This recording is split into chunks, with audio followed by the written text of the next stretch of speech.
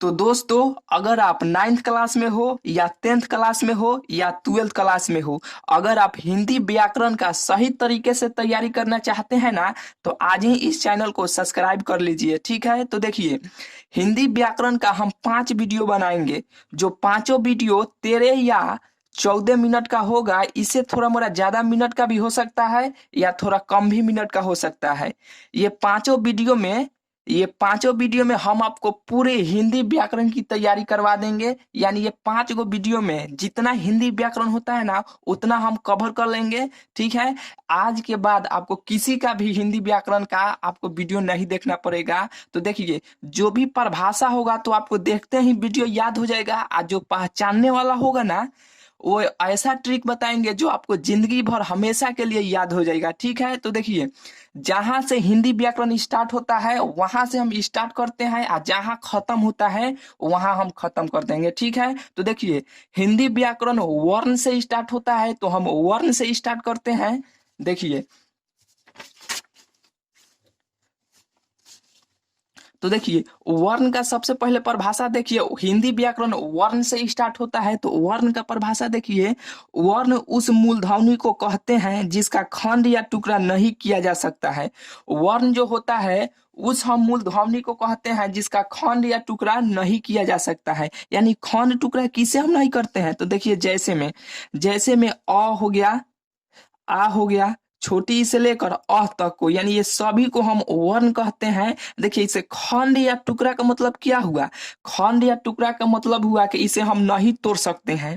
जैसे कि अ को आप कैसे तोड़िएगा, तुर से अ कहाँ टूट रहा है। जैसे कि क रहता तो क को तो हम तोड़ सकते हैं, क तो क में एगो आ रहा है क प्लस क आ रहा है कि नहीं, तो इसे हम तोड़ दे रहे हैं कि नहीं। क प्लस से मिलकर क ही बनता है। ठीक है, यानी क टूट जा रहा है। ये वर्ण ऐसा शब्द को हम कहते हैं जिसका खंड या टुकड़ा नहीं किया जा सकता है, उसे हम वर्ण कहते हैं। ठीक है, जैसे कि अ से लेकर अ तक के सभी हम शब्दों को वर्ण कहते हैं।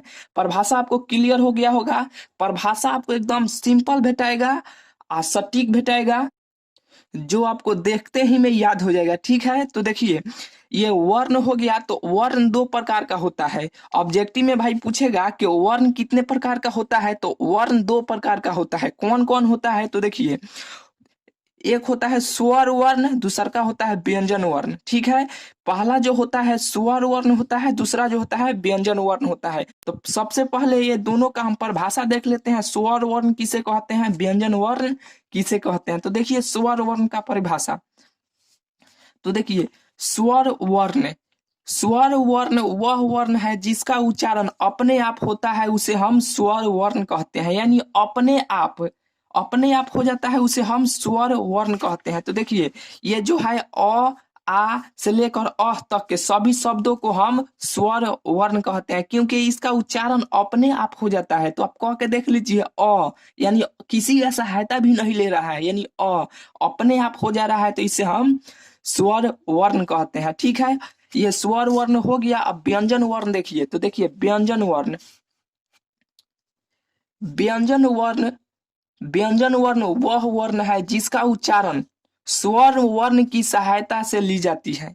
व्यंजन वर्ण वह वर्ण है जिसका उच्चारण में स्वर वर्ण की सहायता ली जाती है। यानी इसके व्यंजन वर्ण जो होता है ना, वह स्वर वर्ण की सहायता ली जाती है, उसे हम व्यंजन वर्ण कहते हैं। ठीक है, देखिए, स्वर वर्ण अभी आपको हम बताएं कि अ आ से लेकर तक के सभी हम शब्दों को स्वर वर्ण कहते हैं। ये जो व्यंजन वर्ण होता है ना, ये स्वर वर्ण की सहायता लेता है, उसे हम व्यंजन वर्ण कहते हैं। जैसे कि देख लीजिए एग्जाम्पल, क ख ग से लेकर ज्ञ तक के सभी हम शब्दों को हम व्यंजन वर्ण कहते हैं, क्योंकि देखिए, ये स्वर वर्ण का सहायता सब में लिया है। यानी क, तो क इसे तुड़िएगा तो कैसे टूटेगा, इसे क प्लस टूट रहा है कि नहीं, क यानी स्वर, ये स्वर वर्ण हुआ कि नहीं।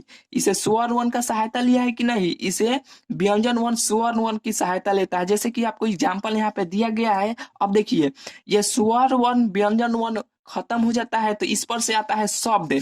शब्द किसे कहते हैं, तो देख लीजिए, शब्द, वर्णों के सार्थक समूह को शब्द कहते हैं। यानी जो वर्ण होता है ना, वर्णों, इसके सार्थक समूह को हम शब्द कहते हैं। जैसे कि देख लीजिए, क प्लस ल प्लस म, यानी ये देखिए वर्णों है कि नहीं, इसमें इसमें वर्णों छुपा है कि नहीं, वर्णों।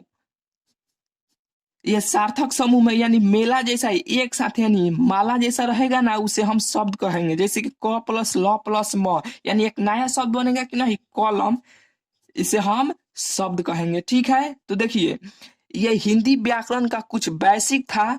ये इतना में बेसिक थोड़ा समाप्त होता है। अगला जो पार्ट 1, पार्ट 2, पार्ट 3 यानी पार्ट 5, यानी पांचों जो वीडियो आएगा उसमें आपको जबरदस्त ट्रिक से आपको बताया जाएगा परिभाषा और पहचानने का ट्रिक। ये थोड़ा बेसिक था इसलिए थोड़ा खराब वीडियो लगा होगा। अगर आप हिंदी व्याकरण का चाहते हैं ना सही तरीके से तैयारी करने के लिए, तो इस चैनल को आज ही सब्सक्राइब कर लीजिए। ठीक है, तो मिलते हैं आपसे अगले वीडियो में।